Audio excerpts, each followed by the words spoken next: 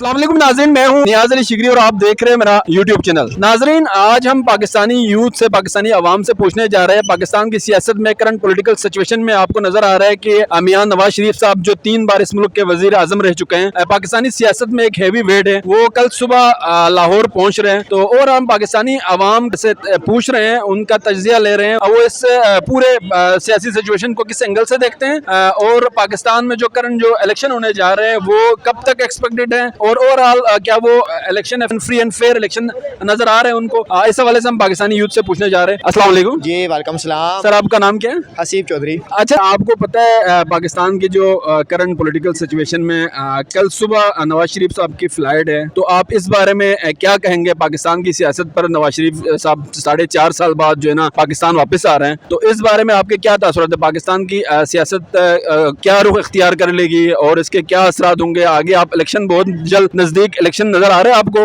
और ओवरऑल जो है ना नून लीग की सियासत पे क्या असरात मुरतब हो सकते हैं? अच्छा, सबसे पहले तो मैं बात करूँ ना, जो आपने बात किया ना कि पॉलिटिक्स का ना नवाज शरीफ की वापसी से क्या असर पड़ने वाला है, तो इस पर बात करें तो मैं कहता हूँ कि एक साइड तो एक दो पार्टी आगे ना पीटीआई इमरान खान की, ठीक है। सेकेंडली आप जितनी पार्टीज बचती हैं ना, उन सभी पार्टीज़ का ना एक ही पार्टी है पीडीएम, जिसका ना आप कह रहे हैं कि कह लें कि एक ही बंदा है जो इसको कंट्रोल कर रहा है, मियां मोहम्मद नवाज शरीफ, ठीक है। अगर उनकी पॉलिटिक्स के लिहाज से बात करें, उनके ना छोड़ के परफॉर्मेंस को छोड़ के आउट ऑफ कंटेस्ट जाके हम बात करें, तो उनकी सियासी ना उनको पता है कि किस तरह मैंने सियासत करनी है और किस तरह मतलब मंझे हुए सियासत आप बोल सकते हैं किस्म से उनको। तो ये चीज़ है कि अब अगर उनकी इस्तकबाल की बात की जाए तो सबसे पहले तो मैं इस बात पर बड़ा हैरान हूँ कि एक बंदा जब जा रहा है तो वो चोर है, जब वो वापस आ रहा है तो वो सादिक अमीन है। भाई मुझे ये बताओ क्या पाकिस्तान में पॉलिटिक्स को छोड़ो, मुझे ये बताओ और वर्ल्ड में ना ओवरऑल पाकिस्तान में क्या रेपो बन गई है, पाकिस्तान की अदलिया की रेपो क्या बन गया, पाकिस्तान के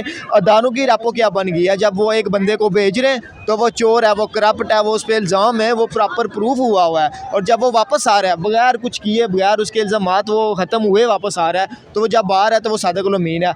अब बात की जाए अगर इस्तकबाल की और इस्तकबाल की परफॉर्मेंस की, तो भाई मुझे ये बताओ, अगर आपकी परफॉर्मेंस इतनी गुड है, ठीक है, आप इतने अच्छे हो, आपने मुल्क को आके गरीबी से निकालना है, अमीरी की तरफ लेके जाना है, तो आपको ये नौबत क्यों ऑन पड़ी है कि आप ये बोल रहे हो कि 100 बंदा लेके वो 1 to 5 देंगे? आपकी वो ये नौबत क्यों पड़ी है कि आप लोगों को बोल रहे हो आओ हम आपको बिरयानी देंगे?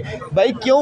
अगर मैं कहता हूँ अगर आपकी परफॉर्मेंस इतनी अच्छी है तो आप एक आवाज़ दें, जैसे इमरान खान देता था मेरे पाकिस्तानियों का लीडर आना है, जमा होना है, तो अगले दिन अवाम का एक समंदर निकल के आता था। आप ऐसे क्यों नहीं, आप ऐसा क्यों नहीं है? आप आज अच्छे हो ना, आप अपने अल्फाज में, आप अपनी कहानी में, अपनी स्टोरी में बहुत अच्छे हो, ठीक है। आपने मुल्क को गरीबी, अच्छा ये जो उन्होंने फेक महंगाई ना क्रिएट की हुई थी, मैं तो कहता हूँ ये बिल्कुल फेक ही हुई थी इन्होंने। यार मुझे ये बताओ कि महंगाई जा रही है, ऑन द पीक जा रही है, एकदम से नवाज शरीफ के वापस आने से ना डॉलर नीचे आ रहा है। मुझे ये बताओ हाउ इज़ पॉसिबल, ये कैसे मुमकिन है यार? इकोनॉमिक्स के लिए अब हम इतने भी वो नहीं है। मानना है कि पाकिस्तान में एजुकेशन लेवल ना इन्होंने बहुत डीट करके बनाया हुआ है, बहुत मतलब वो नीचे बनाया हुआ है, लेकिन कम से कम इतनी सोच समझ तो सभी को है ना कि मुझे एक बंदे के वापस आने से ना वो कोई वज़ीर ख़जाना है, ना कोई वो वज़ीर वो है, या ना उसने कोई पॉलिसी क्रिएट करी। लेकिन 3 दफ़ा मुल्क के वज़ीर आज़म रह चुके हैं यार, 3 दफ़ा रह चुके हैं, अभी करंटली तो कुछ भी नहीं है ना। मतलब मैं कहता हूँ कि अभी करंटली भी हैं। लंदन से नवाज शरीफ वापस आ रहा है, इधर डॉलर नीचे जा रहा है। क्या भाई हम पागल हैं? मुझे ये बताओ, हम पागल हैं? हाउ इज़ पॉसिबल कि नवाज शरीफ किधर से आ रहा है और डॉलर नीचे जा रहा है?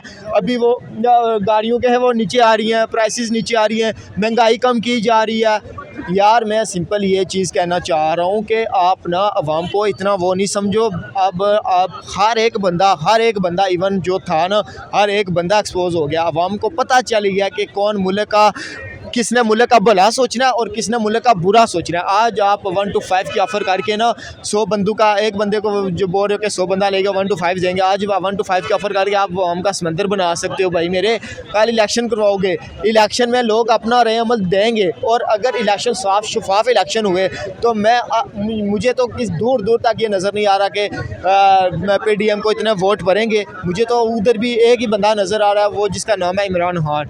यार अगर आपने किसी को हराना है, अगर आपको खुद पे इतना बिलीव है किसी को हराना है ना, तो पॉलिटिक्स में आके मुकाबला करके हराओ, ठीक है। ये इस तरह ना, ये अब बंदा कोई और अल्फाज इस्तेमाल हो जाएंगे, ये वाले काम करके नहीं, आप ना इस तरह ना करो, नहीं करो।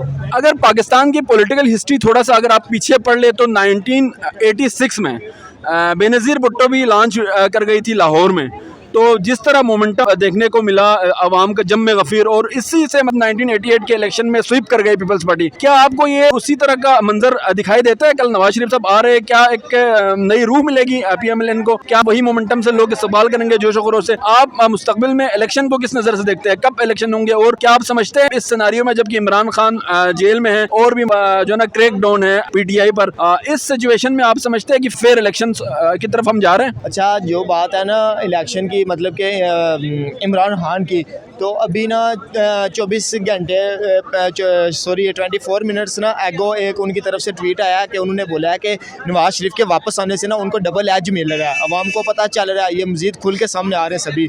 तो मैं ये कहना चाह रहा हूँ कि अभी ये जो कुछ कर रहे हैं ना, सारा कुछ ना, अभी तो वो खैर इनका PP के साथ रोला बन गया, अभी तो PP वाले इनके गले पकड़ने को आ गए। अभी राजा साद रफ़ीक ने वो किया है, ख्वाजा साद रफ़ीक ने ट्वीट किया कि आप इतने वो ना बने, हमें पता है कि वो उन्होंने जरदारी को पॉइंट आउट किया कि उसने बोला कि ये सारे प्लानिंग के तहत हो रहा है, मतलब कि ये सारी डील चली हुई है। तो उसने कहा है कि अपने ट्वीट में उन्होंने कहा कि ये प्लानिंग है, तो जो भी है आप ना इतना बने, आपके करतूतों का हमें भी पता है। तो आप मुझे ये बताएं, इस सिचुएशन जो ये क्रिएट हो रही है, मुझे तो नहीं लग रहा कि इलेक्शन ये करवाएंगे ये लोग, क्योंकि पहले तो इलेक्शन का एक मोमेंट इसलिए क्रिएट बना हुआ था क्योंकि ये सारा कुछ ना एक ही हो रहा था। अभी ये सारे अलग अलग हो गए, अभी ये खुद एक दूसरे के ना गले पकड़ने लग गए। तो मुझे जैसे लग रहा है ना, एज ए मैं आपको बताऊं कि मैंने जो देखी है न्यूज़ वगैरह, या मुझे जो लग रहा है, मुझे ये लग रहा है कि नवाज शरीफ का जो जलसा करेंगे, इसी के बाद डिसाइड होगा कि इलेक्शन करवाना है या इलेक्शन नहीं करवाना।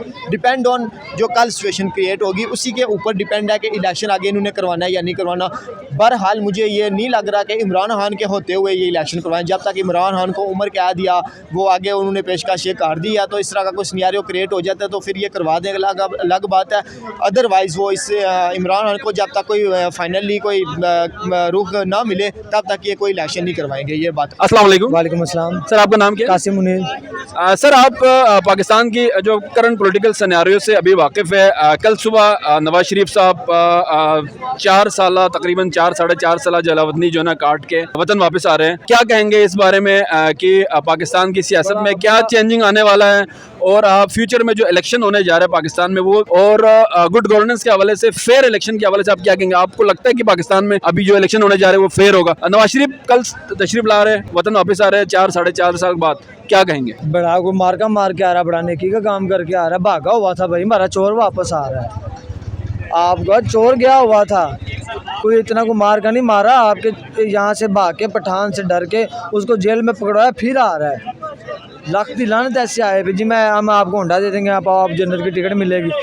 शर्म नहीं आती यार, आप 75 ईयर्स हुक्मरान हो, आपके बड़े हुक्मरान रहे हैं, कैसरो किसरा वाली हुकूमत की है आपने, और एंड पे आपका रिजल्ट गया है, पूरा पाकिस्तान बर्बाद है। आटे की कमी है, आटा नहीं मिल रहा किसी को, रोटी नहीं है किसी के पास खाने को। ये पाकिस्तान है, ये पाकिस्तान कैद में दिया था। अगर आज कैद में जिंदा होते तो ये हालात देख के मरना था उन्होंने पछताना था कि यार मैं इस पाकिस्तान के लिए लड़ता रहा हूँ, इन पब्लिक के लिए। और वो हमारे बावजूद थे जो मर गए, जो शहीद हो गए। अब भाई अब वाली पब्लिक होती तो कैद में कभी नहीं इतनी मेहनत करनी चाहिए। अगर ये पब्लिक है तो मैं पागल हूँ इसके लिए लड़ूँ, जो अपना हक नहीं मान सकती।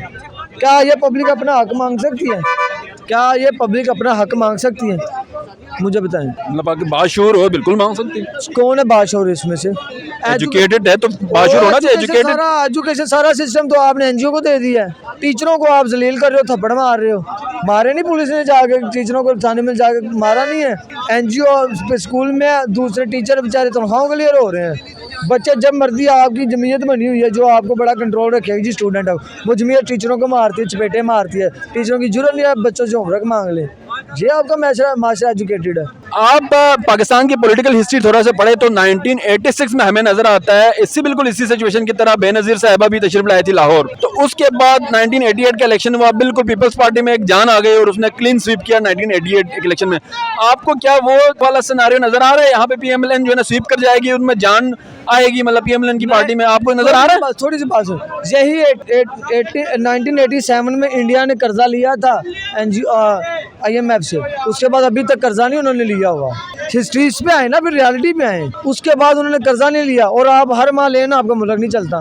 रियलिटी तो ये है ना कि उन्होंने 97 से कर्जा लिया है, आप एक माह ना लें आपके आटा नहीं घर में होगा, आप पलते ही कर्जे पे हो। आप इनको कहोगे एडमी बम किसने बनाया, एडमी ताकत हमको किसने बनाया, सॉरी किसने बनाया आप बताएं? डॉक्टर अब्दुल कदीर ने। अब्दुल कदीर खान ने, जुल्फ़िकार अली भुट्टो का भी किरदार है, मेन किरदार था डॉक्टर अब्दुल कदीर था। उसको लास्ट पे जाते हुए उसका इंटरव्यू सुने जियो पर पड़ा हुआ, मालूम है क्या कह रहा है? सबसे बड़ा दुख मुझे ये हुआ कि इस कौम के लिए काम किया है जिसे एडमी ताकत बनाई। वो भुट्टो के साथ आपने क्या किया है, क्या हुआ है? ये पाकिस्तान। और यार आप एक जंगल में चले जाओ, बंदर आपको दरख्तों पे मिलेंगे, सांप आपको पानी और नीचे घास में मिलेंगे, शेर बादशाही कर होगा। अल्लाह की कसम उनका कानून आपसे बेहतर है। आज वो PTI की एक्सपोर्टर है लड़की, उसको जेल में ही गिरफ्तार कर लिया अदालत के कहने के बावजूद कि यार इसको छोड़ दो। अब किस पाकिस्तान की बात कर रहे हैं? सॉरी टू से पाकिस्तान वो पाकिस्तानी राज जो होना चाहिए था। मैं लानत भेजता हूँ तमाम सियासी पार्टियों पे, सिर्फ पठान पे नहीं टोटल पे, सिर्फ नून लीग पे नहीं टोटल पे। पठान ने चोरी नहीं की, फिर किस लिए फंसा हुआ है? ये बहादुर है पठान से चोरी कर लेगा। एक से एक बात नमूना मिला हमें, जिस पे यकीन किया उसने धोखा दिया, हमने जिसको चिराग बनाया उसने हमारा गल जला दिया, वो वाला सीन है। अस्सलाम वालेकुम सर। जी वालेकुम अस्सलाम। सर आपका नाम क्या है? जी मेरा नाम राना सैफ है। अच्छा सर, पाकिस्तान की जो मौजूदा सियासी सूरत हाल से आप बखूबी वाकिफ़ हैं, इलेक्शन भी बड़ा करीब है और पाकिस्तान मुस्लिम लीग नून के जो चेयरमैन हैं मियां नवाज शरीफ साहब, जो 3 बार मुल्क के वज़ीर आज़म रह चुके हैं, हैवी वेट है पाकिस्तानी पॉलिटिक्स में, मतलब नो डाउट कंट्रोवर्सीज अपनी जगह, वो 4-4.5 साल की जलावतनी काट के कल सुबह लाहौर आ रहे हैं, क्या तासुर है आपके? पहली बात ये कि आपने इलेक्शन की बात की, तो आपको किसने कहा है कि इलेक्शन करीब है? अभी इलेक्शन का फ़ैसला नहीं हुआ। दूसरी बात, नवाज़ शरीफ वापस आ रहे हैं, 4 साल की जलावतनी, ख़ुद साख्ता जलावतनी थी, किसी ने उनको जलावतन किया नहीं था या ख़ुद को जलावतन जो है वो करवाया था। सवालिया निशान है रियासत पाकिस्तान पे, रियासत पाकिस्तान के सिस्टम पे, रियासत पाकिस्तान के अदालती निज़ाम पे। जिस बंदे ने यही अदालतें जो है ना, जिन्होंने उनको 24 अक्टूबर तक की बेल दी हुई है, यही अदालतें हमें अदालत में खड़ा करके यही जजेस ये कहते हैं कि अगर आपका कोई शख्स, आप अदालती मफरूर हो जाते हैं जब आपके ट्रायल के दौरान, अभी आप पे कोई जुर्म साबित नहीं हुआ होता, आप ट्रायल के दौरान भी मफरूर हो जाते हैं, अदालत आपके ख़िलाफ़ वारंट गिरफ़्तारी निकाल देती है, आपको एब्सकॉन्डर डिक्लेयर कर देती है, तो आपके जो कानूनी बुनियादी जितने भी हकूक़ होते हैं वो सल्ब हो जाते हैं जब तक आप ख़ुद को उस अदालत के सामने सरेंडर नहीं करते। मियाँ साहब जो हैं वो 6 से 7 अदालतों को मतलूब थे, 2 में वो कन्विक्टेड सज़ा याफ्ता थे, 4 में वो वैसे एब्सकॉन्डर थे, इश्तिहारी मुल्ज़िम थे, लेकिन उनको इस्लामाबाद की सबसे बड़ी अदालत ने जो है वो बगैर पेशी के, पहले हमें ट्रक की बत्ती के पीछे 3.5 साल लगाया जाता रहा कि वो वापस आएंगे, सरेंडर करेंगे, फिर उनकी ज़मानत के बारे में सोचा जाएगा। लेकिन अब मामलात जो हैं वो इस तरह के चल गए कि जो है अदालत के सामने उन्होंने कहा कि बुलंदर में बैठा है तो बेटर है भाई, हम 4 दिनों की ज़मानत देते हैं, वो आएँ जलसा शलसा करें, उसके अलावा उसके बाद वो हमारे साथ आएँ, वहीं पर हम उनकी पक्की ज़मानत जो है वो कर देंगे।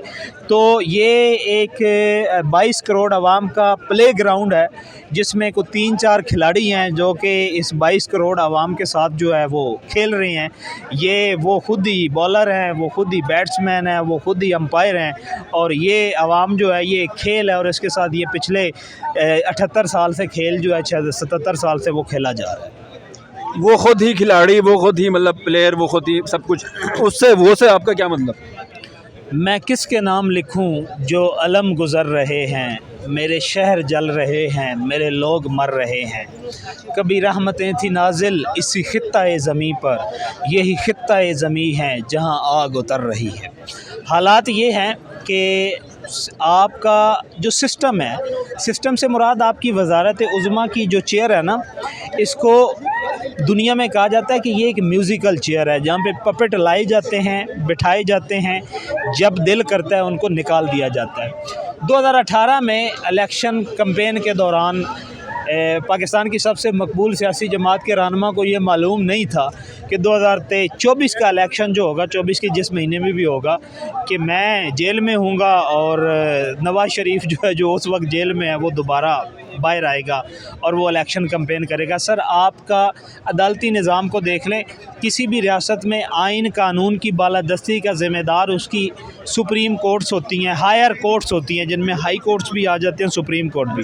अल्लाह सलामत रखे हमारे काजी फ़ाइज़ ईसा साहब को, उन्होंने ओपन ट्रायल शुरू कर दिया, जो है वो हेयरिंग शुरू कर दी, इनका जो है वो कैमरा पूरी लाइव दिखाने लग गए। मामला क्या, प्रैक्टिस एंड प्रोसीजर बिल। और भाई वो 1.5 साल बाद भी केस सुना जा सकता था। आप आइन कानून, मैं कानून के ताबे हूँ, मैं आइन के ताबे हूँ, उस आइन के ताबियत की आप बात करें और वो आइन मुअत्तल हो चुका है अमली तौर पे मुल्क पाकिस्तान में। मुल्क पाकिस्तान के सबसे बड़े 2 सूबे जो हैं, उन पे आपने किस हैसियत से 1 साल से नॉन इलेक्टेड बंदे को तमाम तर इख्तियारात के साथ बिठाया हुआ है। वहाँ पे आप आंखें बंद करके आइन कानून के लिए बैठे हुए हैं।